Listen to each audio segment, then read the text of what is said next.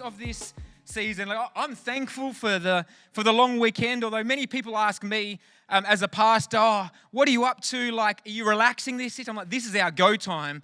If there's ever a time we don't get our holidays, it's this time.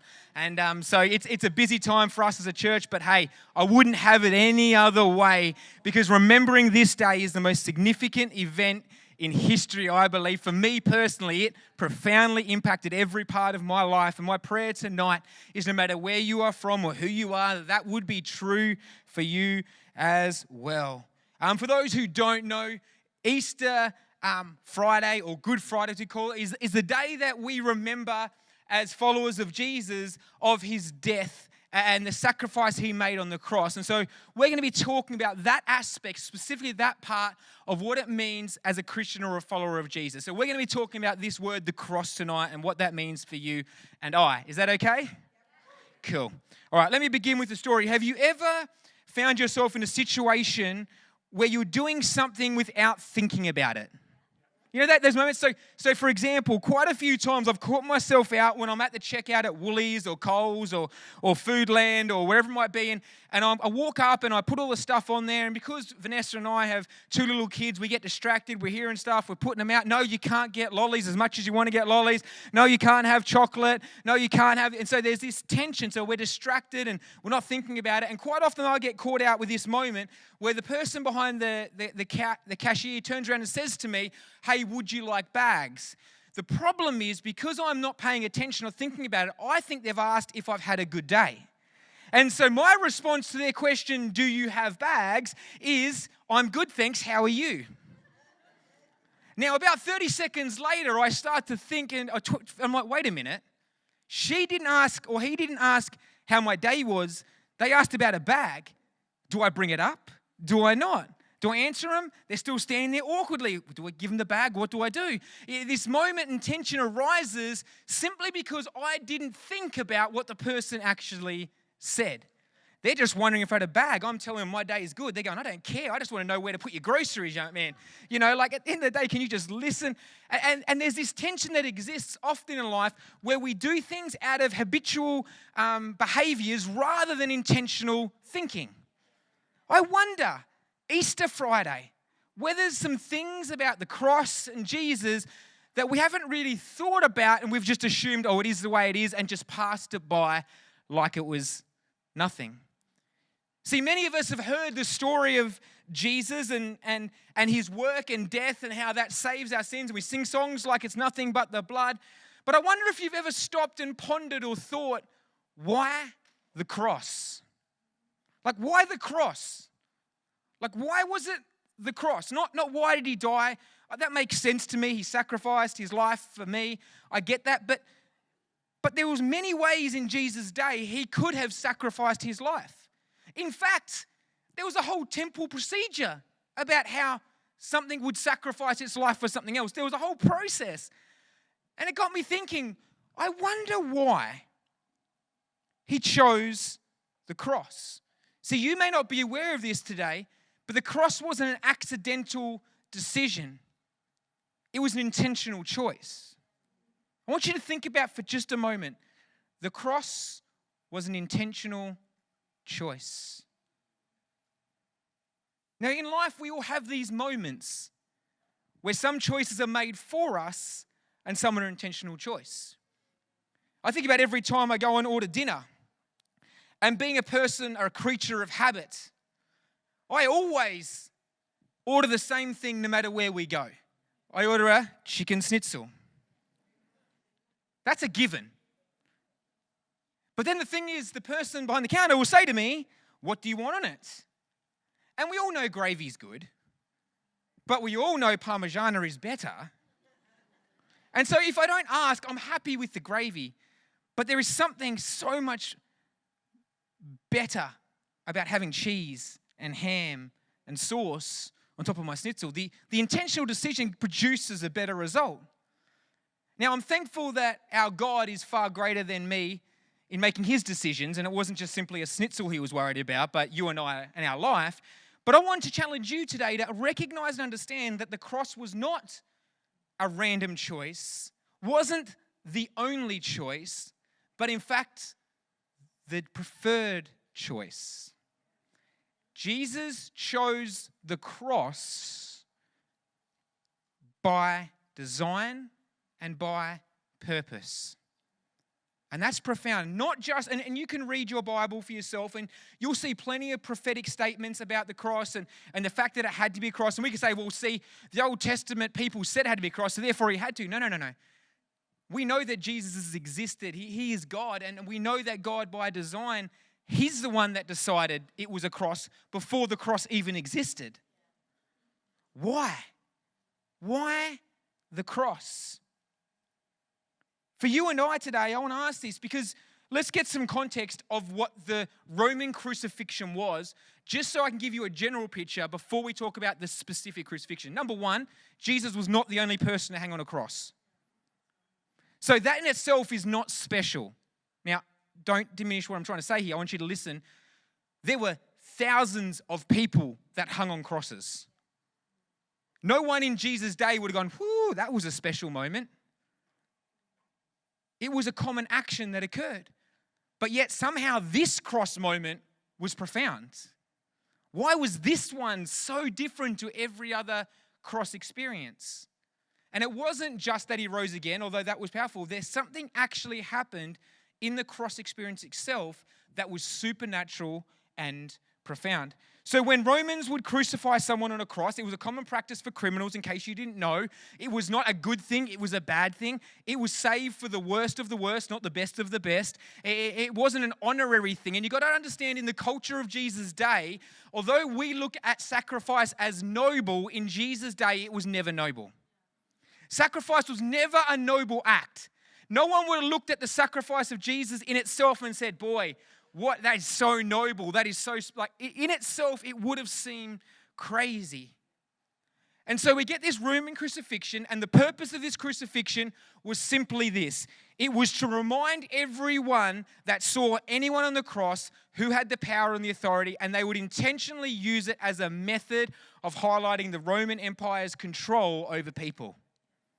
So you need to understand that it was literally rebels, people who rebelled against the Roman Empire, or those that were performing criminal acts and they weren't Roman citizens. They would sometimes just use them as an example. So if you had someone working for you, nowadays we fire them. Back then they would put them on a cross. You know, they would say, you do not disobey me. It was a signal to every person of what was going on that this is what we mean business. Does that make sense to everyone? And so when Jesus went, you've got to understand the tension of this moment. It wasn't like we look at it today and go, how beautiful is the cross? No one looked at the cross and thought it was beautiful. No one looked at the process and thought it was amazing. No one looked at the cross and thought it was an honorary, noble thing to do. And yet somehow, out of it, thousands of years later, we have this story that rings true in billions of believers all around the world. What was it about the cross? Why was it that Jesus went there?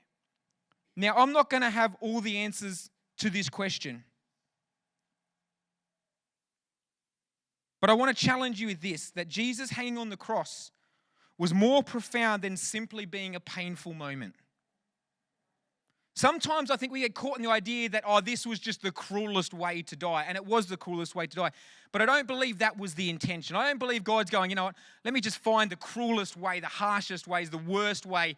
That'll just do it. But I think there was something beautiful amongst the suffering. There was something beautiful amongst the pain. And I want to propose this idea to you and I today, that there are three things we see in the cross that are powerful and real and highlight why Jesus said the cross was the way for me. He went willingly. Number one, Jesus chose the cross to reveal how far God is willing to go. See, as I said earlier, there was no place lower in Jesus' day than a cross. There was no place lower to highlight that you are the worst of the worst. You're the lowest of the low. You are the baddest of the bad. There was no place on earth lower than the cross. And for me, this highlights the idea that one of the reasons Jesus chose the cross was not because it was easy, But he wanted you and I to know that there is no depth too low that he's not willing to go for his people.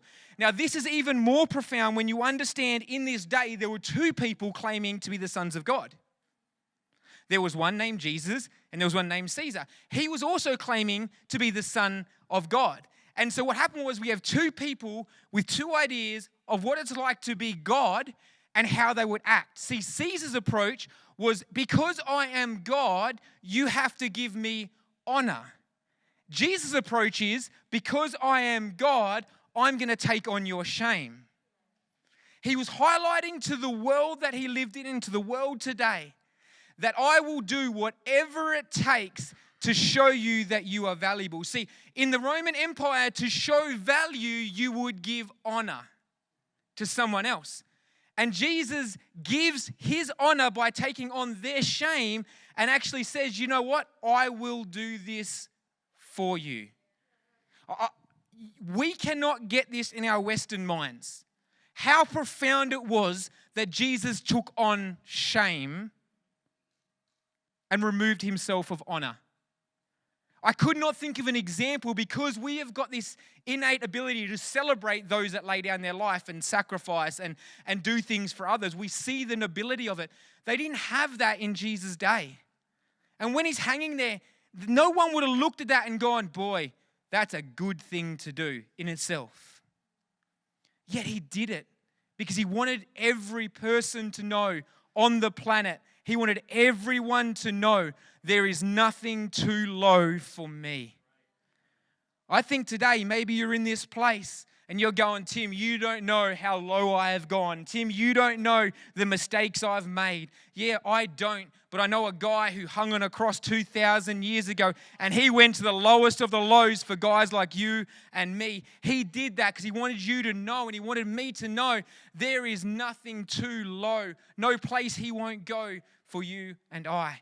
It is profound when you realize he went to the lowest possible position, the most humiliating and shameful place for you and for I, for the people of that day. It is profound. Number two, we don't just see how far he's willing to go, but we see something else. We also notice that Jesus chose a cross to reveal how great God's authority is. So not only did he suffer for the sake of you and I, taking our shame, our mistakes, our sinfulness, not only did he do that, but he also uses the cross as a method of highlighting God's authority over all the kingdoms of the world. See, one of the things that would happen was the cross was a way of crushing all authority or rebellion to anything in the Roman Empire.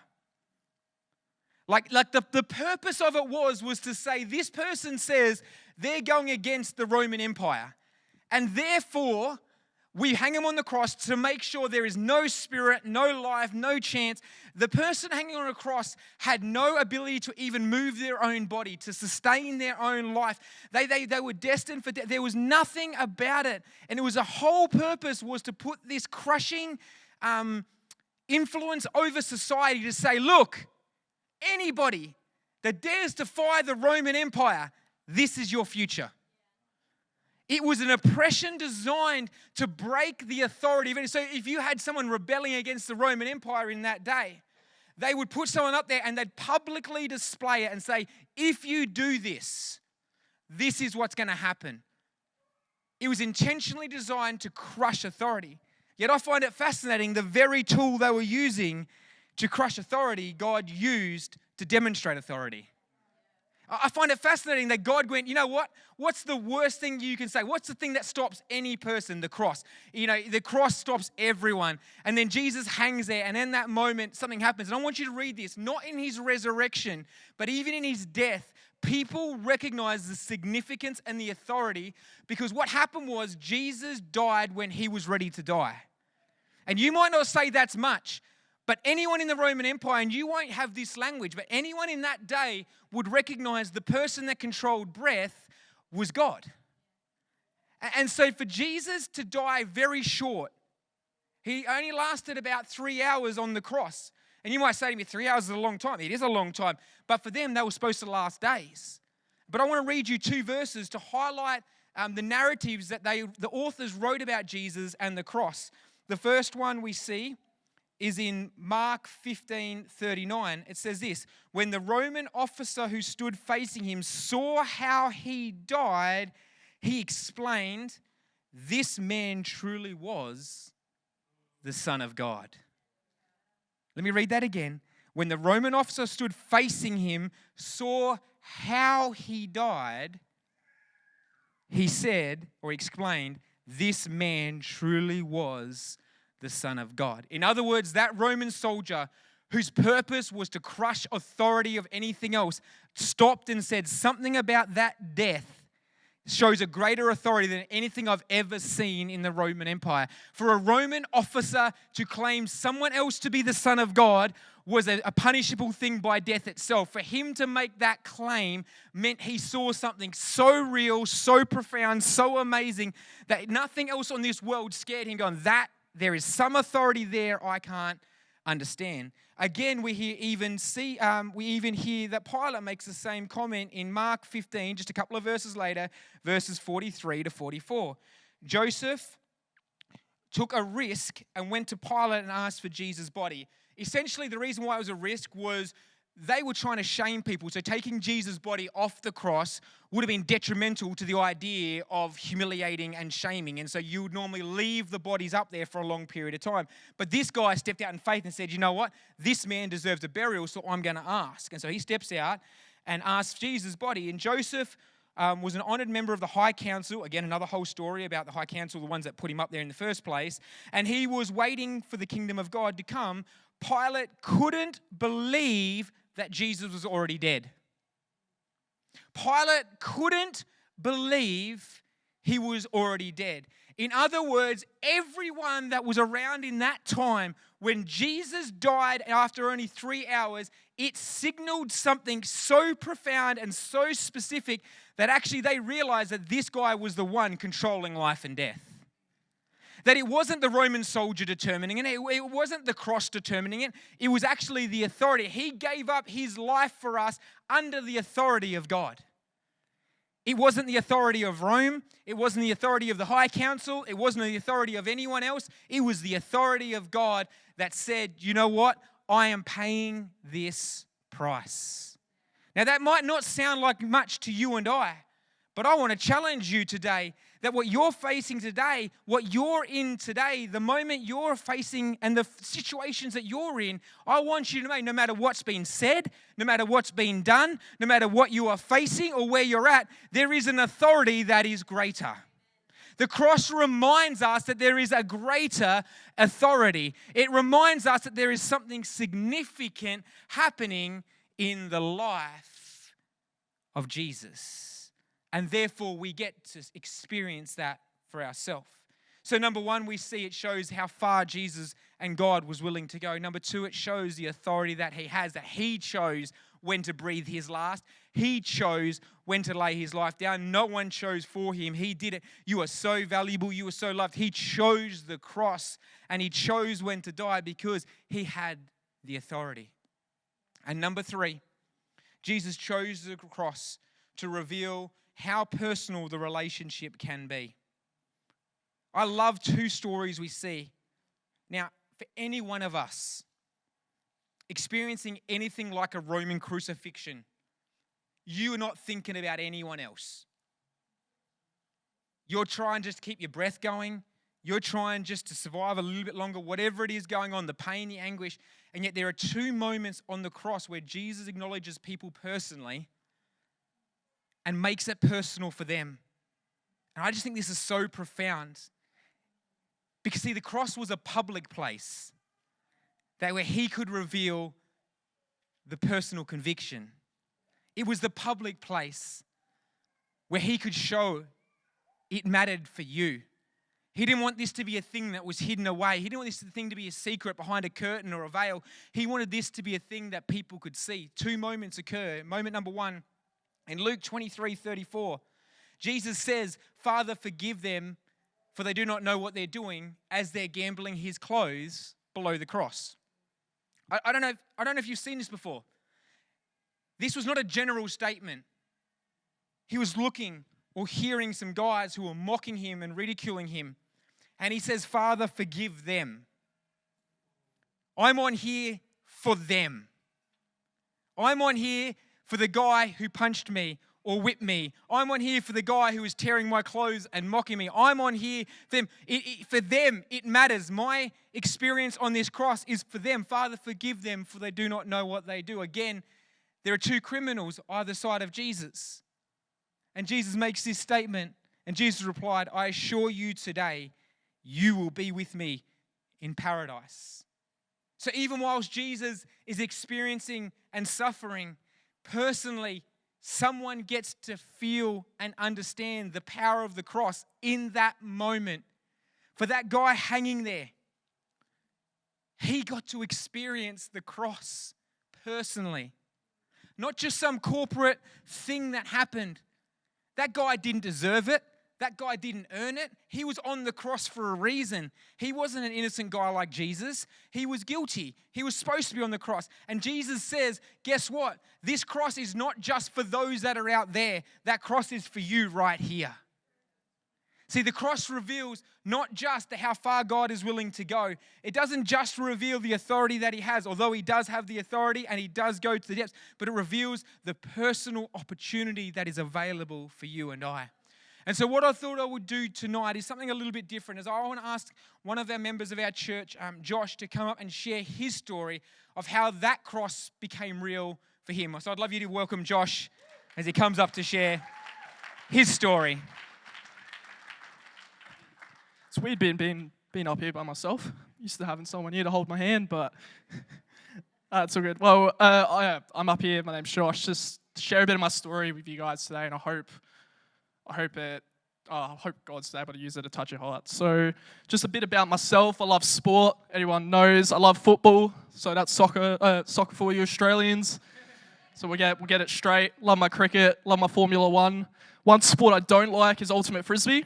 So if anyone here likes ultimate frisbee, it's the worst sport ever, and you can talk to me about it afterwards, and I can prove that I'm correct.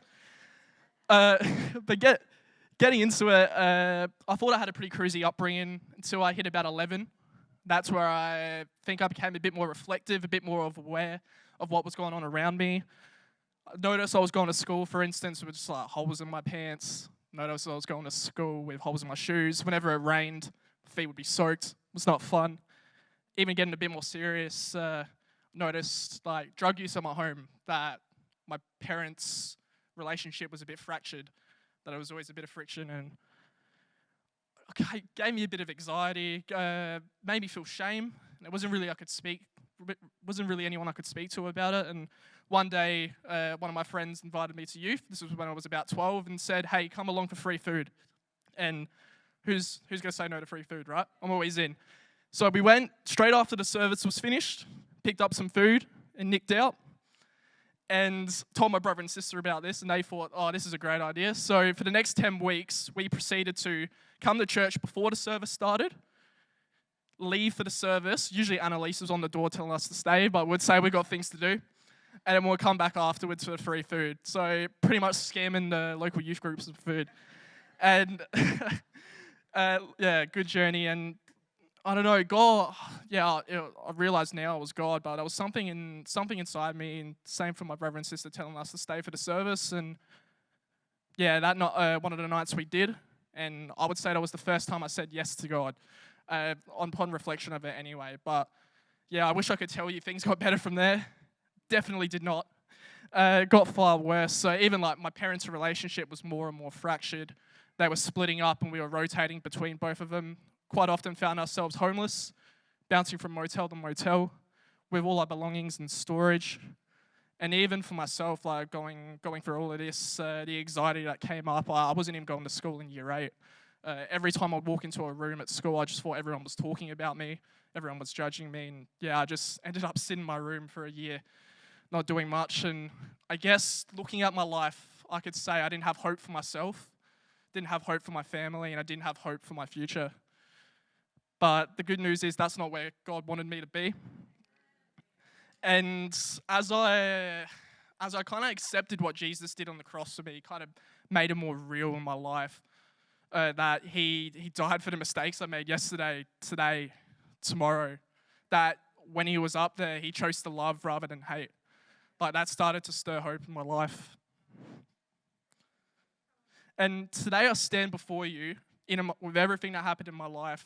Today I stand before you and I can tell you I'm not another statistic. That I...